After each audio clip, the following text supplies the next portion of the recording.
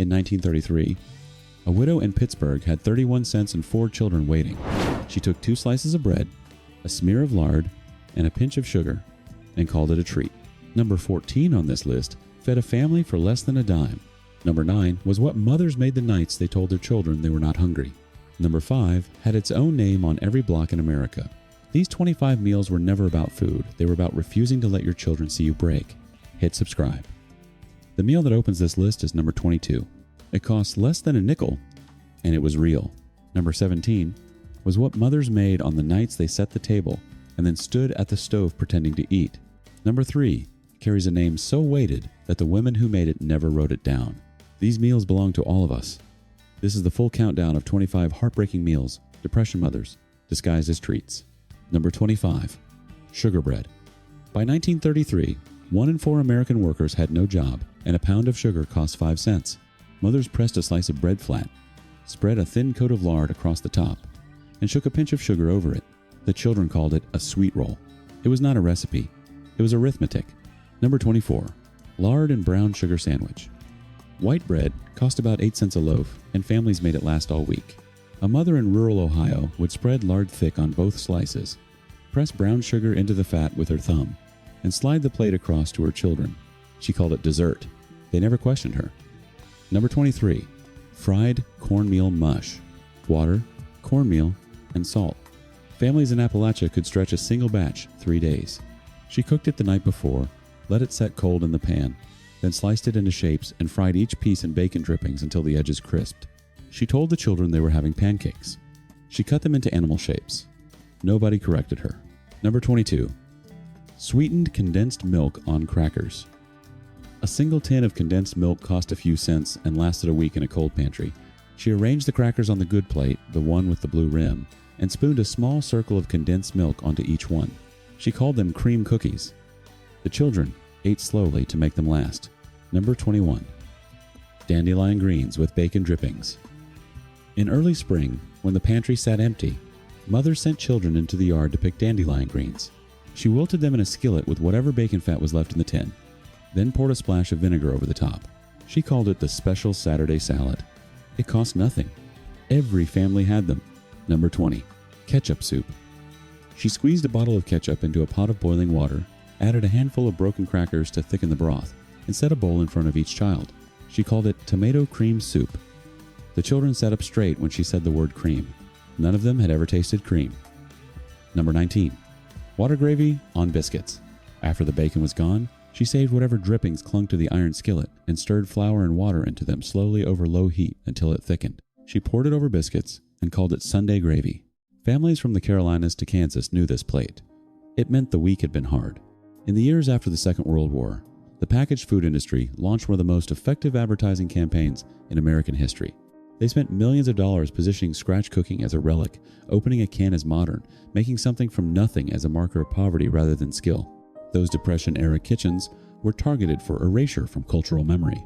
The sugar bread and the water gravy were repositioned as things to be ashamed of, not preserved and passed down. The campaign succeeded. Your grandmother held that knowledge anyway. They needed her to let it go. Number 18, potato and onion soup. Potatoes cost almost nothing through the Depression years, and a single onion lasted a week in a cold kitchen corner. She boiled them together in water until soft, salted the pot, then crumbled crackers over the top. She called it rich chowder. If you grew up in a house where the pot was scraped clean, you remember this. Number 17, peanut butter and syrup sandwich. Peanut butter had been promoted as an affordable protein source since the First World War, and by the Depression it sat in nearly every American pantry. She spread it across both slices of bread, drizzled corn syrup over the top, and pressed the 2 pieces together. She called it a candy sandwich. The children believed her completely. Number 16, oatmeal with cinnamon sugar. A large bag of rolled oats cost a few cents and fed a family for a week. She made it on the stovetop, stirred it thick, then shook cinnamon and sugar over the top in a deliberate spiral, the same pattern, every morning. She called it the dessert bowl. The children asked for it by name. Number 15, Hoover stew. Named after the president, many Americans held responsible for the economic collapse. It became a standard dish in the Hoovervilles, the makeshift camps that spread around American cities in the early 1930s. She made it from canned tomatoes, elbow macaroni, and whatever hot dogs she could find.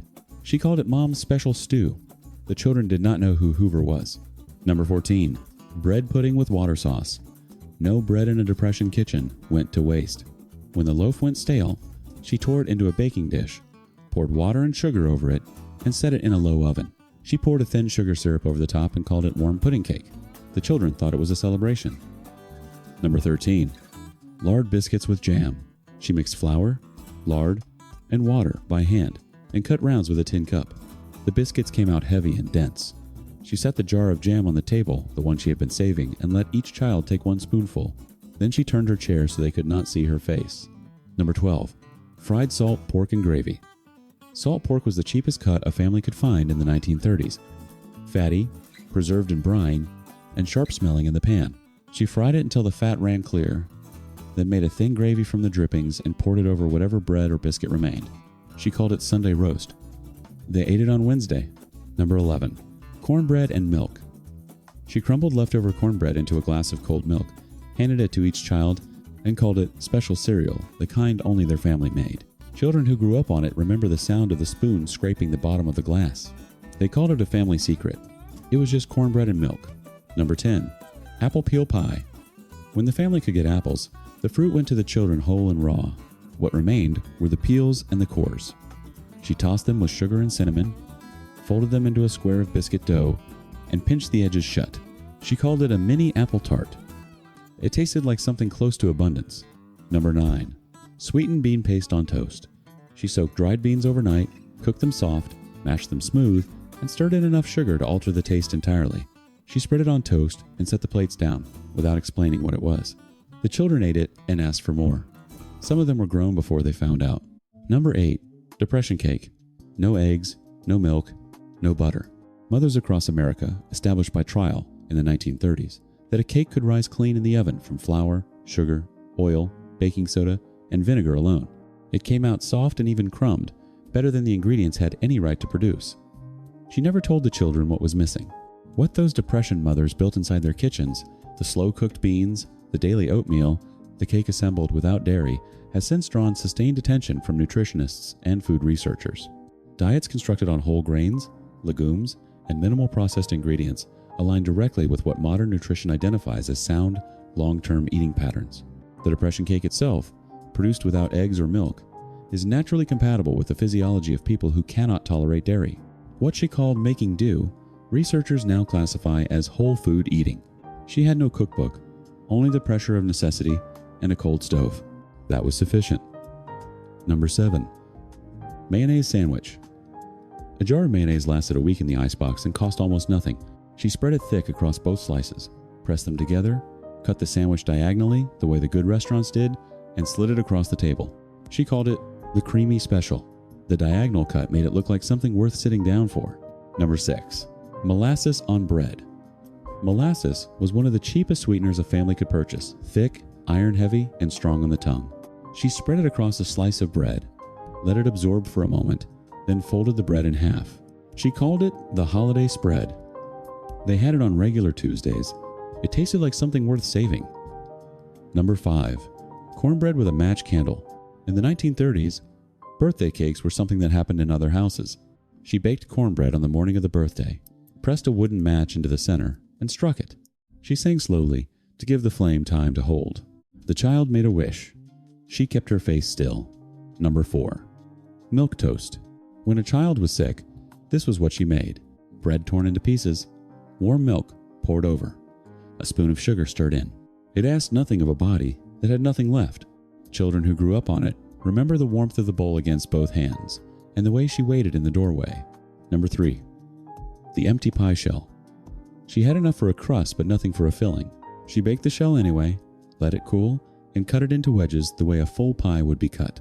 She told the children the filling was baked inside the crust. You had to eat slowly to taste it. Every one of them ate slowly. Not one asked twice. Number 2. Butter bread. Margarine cost a fraction of real butter, but the color was wrong, pale, and industrial. Companies sold it with a packet of yellow dye that the buyer kneaded through the block by hand at home until the color matched. She worked it through until it looked right, then served it in the good butter dish, the one she reserved for company. She never said it was not butter. Number 1. The birthday wish cake. She had no eggs, no milk, No butter. She rose before 4 in the morning and stood in the yellow kitchen light with flour, sugar, oil, baking soda, vinegar, and water, and made something rise from nothing at all. When the child walked in and saw the cake cooling on the rack, she asked what was inside it. Her mother said, "I put all my wishes in. That is the secret ingredient." The child never had reason to doubt her. These meals were never about poverty. They were about a decision made quietly before the rest of the house woke up to show up, to produce something from nothing, and to make it look as though it was always meant to be that way. This week, make one of them. Make the cornbread. Sit at the table. Eat it slow. Leave a comment telling me what your grandmother made when there was almost nothing left. She set the table every night, even when it was almost empty. That is who we come from.